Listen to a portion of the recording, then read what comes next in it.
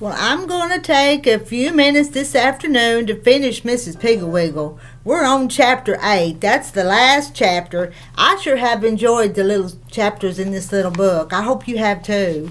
But chapter 8 is the Fighter Quarrelers Cure. Now, I'm going to read it to you, and then we're going to be done with this book. Then we might talk about what we're going to read next, okay? We'll see. Anyway, here we go. Chapter 8, The Fighter Quarrelers Cure.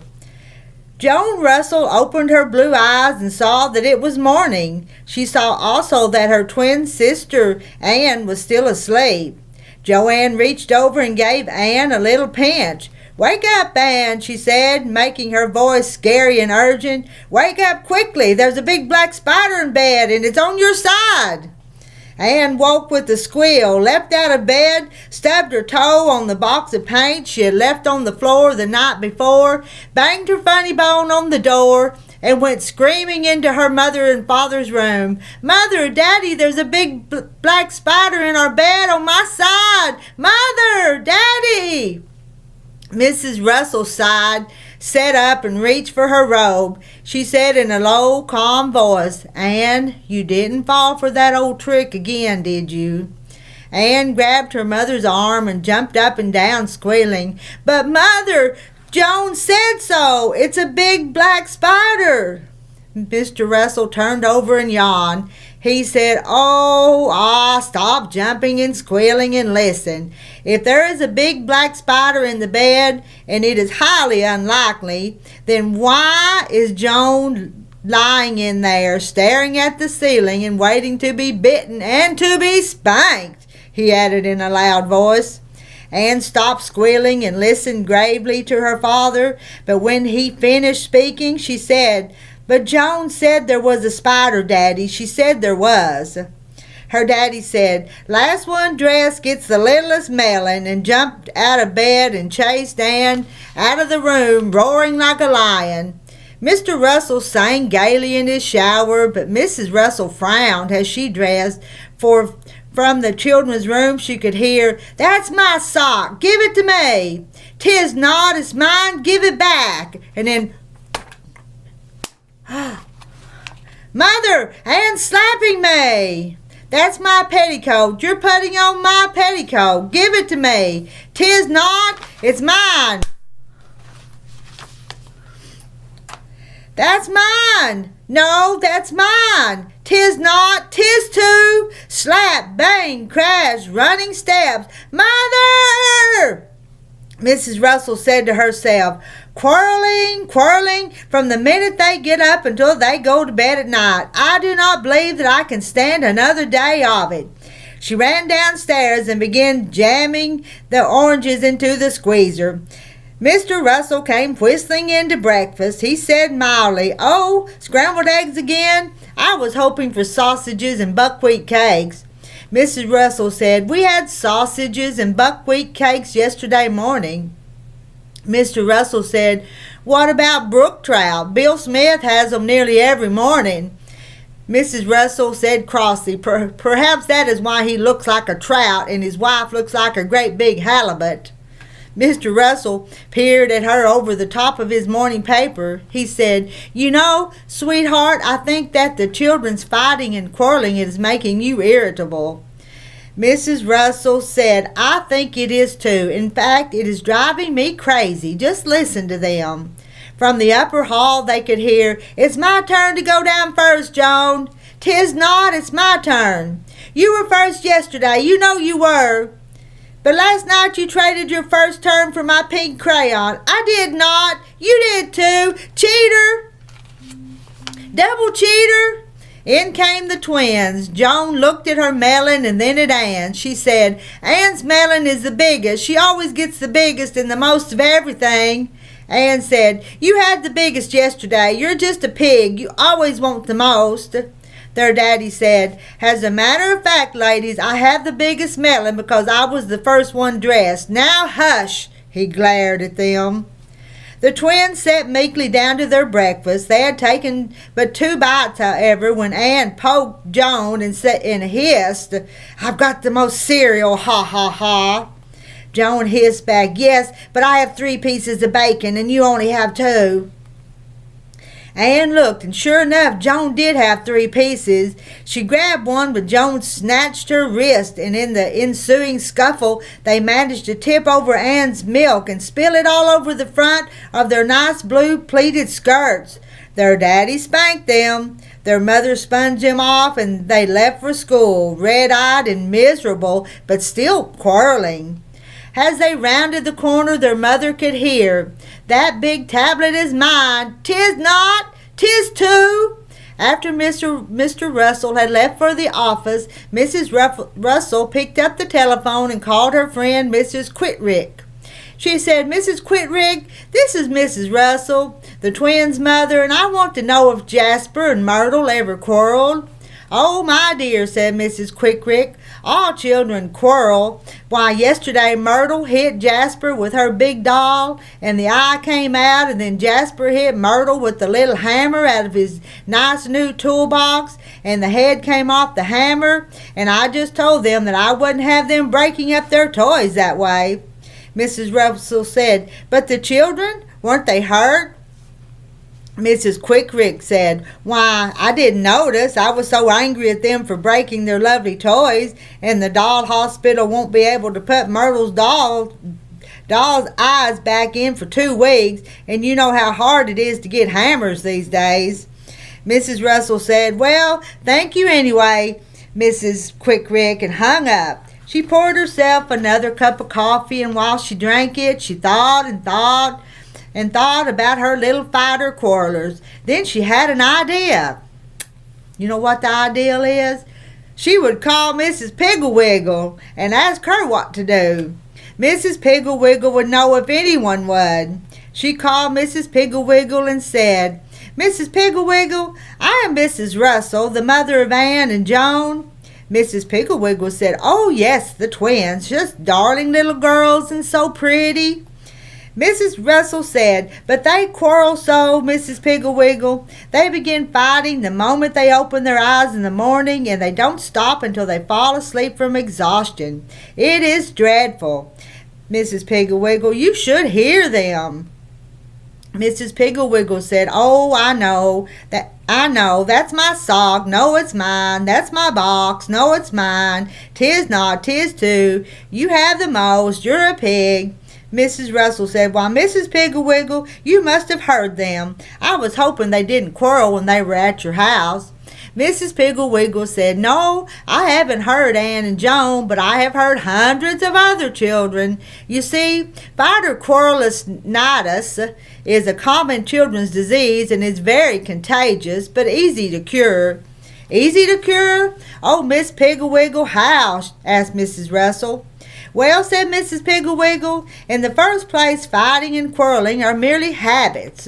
One morning a child awakens and feels cross, and so instead of smiling at his little brother and saying good morning, he glares at his little brother and shouts, 'You've got on my shirt!' The little brother says, 'I have not,' because he hasn't. The cross child says, 'You have to, and the quarreling has begun." The next morning, both children have the fighter quarrelitis, and they wake and begin shouting rudely at each other. It soon becomes a habit, and they forget how to be courteous. Now, Mrs. Russell, I believe that if fighter quarrelers could hear themselves as others hear them, and see themselves as others see them, they would soon realize how unpleasant they were and would be cured. In order to do this with Anne and Joan, you and Mr. Russell will have to pretend to be Anne and Joan. First, however, you must write down every single fighting thing that the children say. Begin with this morning and keep a careful record of the whole day. Say nothing to the twins, but tomorrow you and Mr. Russell repeat their quarrels. I do not believe that it will be necessary to slap and pinch, but be sure to be loud and noisy. Don't laugh, and don't let the children know that it is just a game. Look quarrelsome as well as acting quarrelsome. One day usually is sufficient. Mrs. Russell said, "Every morning Joan tells Anne that there's a big black spider in the bed and Anne on Anne's side, and Anne comes screaming into our room. Should Mr. Russell and I do that?" My, said Mrs. Piggle-Wiggle. That is the way Billy and Tommy Peters used to start the day. Only Billy told Tommy it was a cobra. Well, cobra or black spider, you and Mr. Russell do the same. Goodbye and good luck. After saying goodbye to Mrs. Piggle-Wiggle, Mrs. Russell sat down and wrote down every word of Anne and Joan's morning quarreling that she could remember. After school, she purposely gave one of them a bigger apple than she gave the other, and then followed them around and wrote down the quarreling. She stayed in their room while they undressed for bed and took notes. Fortunately, the children were very productive and fought about the amount of toothpaste on their toothbrushes, whose turn it was for the shower, whose pillow was softest, the amount of room they had in the bed, who had the most covers, whose turn it was to turn off the light, who had the biggest feet, whose mouth opened the widest, who had the most teeth. Everything. My, they were naughty and disagreeable. When she had finished writing it all down, Mrs. Russell handed a copy to Mr. Russell and told him about Mrs. Piggle-Wiggle. He thought it was a wonderful idea and studied his part carefully. The next morning, Joan opened her blue eyes and was just reaching out to pinch Anne when she heard a commotion in her mother and Daddy's room. And suddenly the door flew open, and in came Mrs. Russell, clutching her bathrobe and squealing, "Anne, Joan, quick, there's a big black spider in our room, and it's on my side." Joan said calmly, "How do you know there's one? Did you see it?" Anne awoke, and out of habit she leapt out of bed and ran for the door squealing. Her mother squealed louder, and Anne, surprised, asked her what the trouble was. Her mother began pounding on the bed and yelling, "There's a big black spider in our bed on my side. Daddy said so. He saw it." Anne said, "But Mother, if there is a spider, why is Daddy in here?" Her mother paid no attention to her, but continued to squeal, "Daddy said there was. I'm scared. Eh!" Joan said, "We better go in and look, Anne." So they solemnly marched into their mother and Daddy's room. Mr. Russell was lying in bed gazing at the ceiling. Anne threw back the covers and Joan peered into the bed, but all they could see were Daddy's feet, the toes wiggling. Anne said sternly, "Why did you scare Mother that way, Daddy?" Mr. Russell said, "Was she scared?" and jumped out of bed and ran into the bathroom, shouting at the top of his voice, "Ha ha, my first turn for the shower." At that, Mrs. Russell came flying in from the twins' room and began pounding on the bathroom door, yelling, "It is not your first turn, it's mine. You traded me your first turn yesterday for a new golf ball." Mr. Russell laughed rudely and called out, "Too bad for you, I got the door locked." Mrs. Russell kicked at the door and shouted, "Cheater, cheater, cheater." Anne and Joan looked at each other. Their eyes were round with amazement. Anne whispered, "Let's get dressed," and Joan said, "Yes, let's hurry." And they tiptoed out of the room, closing the door carefully behind them. While they dressed, they could hear their mother and father quarreling. When Mr. Russell came out of the shower, Mrs. Russell said, "You use my towel. That's my towel." Mr. Russell said, "'Tis not, it's mine." And Mrs. Russell said, "'Tis not, it's mine." Mr. Russell said, "That's my shirt. You've got on my new t-shirt." Mrs. Russell said, "Well, you wore my golf sweater." Mr. Russell said, "Take off my new shirt." Mrs. Russell began to bawl. She sobbed, "You wore my golf sweater and you promised me that I could wear the shirt. You're a pig." Mr. Russell said, "All right, baby, wear the old shirt." At breakfast, Mr. Russell took a little ruler out of his pocket and measured the grapefruit, and then he took the biggest. Mother snatched it away from him and spilled coffee on the new t-shirt. Mother served the scrambled eggs and gave herself a large heaping plate, and Daddy a small serving. Daddy looked at both plates and said, "Pig." "Speaking of pigs," said Mrs. Russell, "it's my turn for the car." "'Tis not," said Mr. Russell, "it's my turn. You had the car last week." Mrs. Russell said, "I only drove up to the drugstore and back last week, and you went clear out to the golf club." Mr. Russell said in a very disagreeable way, "It makes no difference to me how far you drove. You had your turn, madam." Mrs. Russell began to bawl. "I think you're mean," she wailed. "Isn't it my turn, girls?" She turned to the twins. The girls looked at their mother, but they didn't answer. Instead, they asked to be excused, put on their coats, and hurried off to school. At dinner that night, Daddy took the chops up to the bathroom and weighed them on the scales, and then took the two biggest. Mother took the biggest baked potato, but she sorted the string beans one by one so that everyone got an equal share, but they were ice cold. The twins cleared the table, and Ann carried in the pumpkin pie. Now, pumpkin pie was the twins' very favorite dessert, and so Ann was very careful to walk slowly and put the pie down gently in front of Daddy. But it was a wasted effort, for Mother reached over and grabbed the pie, saying, "I'll serve that." "Oh, no, you won't," said Daddy, jerking the pie back. "We'll too," said Mother, reaching for the pie. But Daddy jerked it off the table and held it over his head. Mother grabbed his wrist, and the pie went splat all over the rug. Let me show you this little drawing. They're fighting over the pumpkin pie.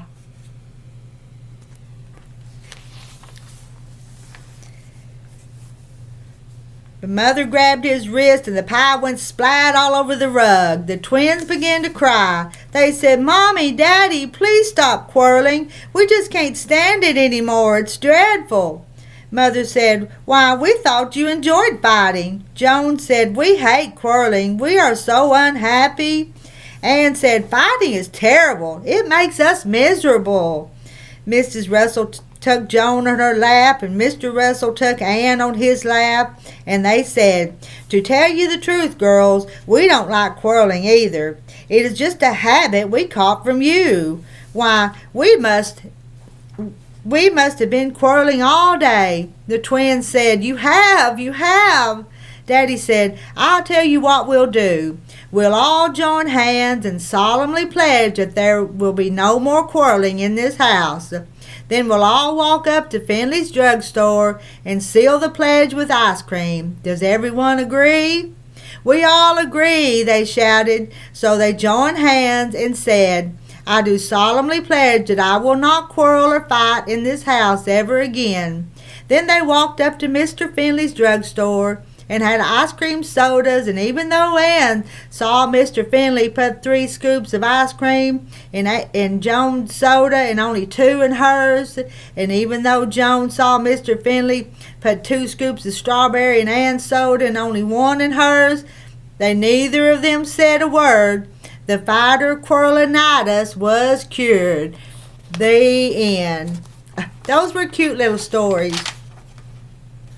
And I'm going to read about Betty MacDonald here. Betty MacDonald was born in Boulder, Colorado, and grew up in various places in the West. Her childhood activities included singing, ballet, piano, French, dramatics, cooking, shooting, and roof painting. She attended Roosevelt High School in Seattle and the University of Washington. Miss MacDonald worked at an assortment of jobs as secretary to a mining engineer, tinting photographs, keeping records for a rabbit grower, running a chain letter office, modeling fur coats, and selling advertising. She also did government work, which included teaching art and writing.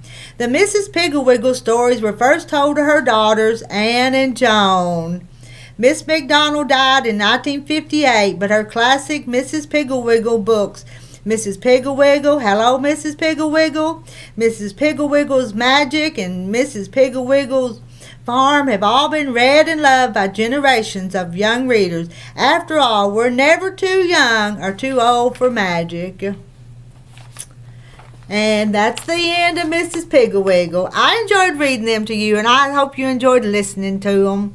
And I'm going to play them for my little granddaughters someday on the YouTube, because now I've got them recorded. Anyway, the end. And now I think the next series will start is The Fairy Doll and Other Tales from the Dollhouse. And these are rumor garden stories. They're good too. Or I want to read Magic Elizabeth. I read Magic Elizabeth when I was a little girl, and when I saw this book in the thrift books, I just had to get it again, and I'm going to read it again.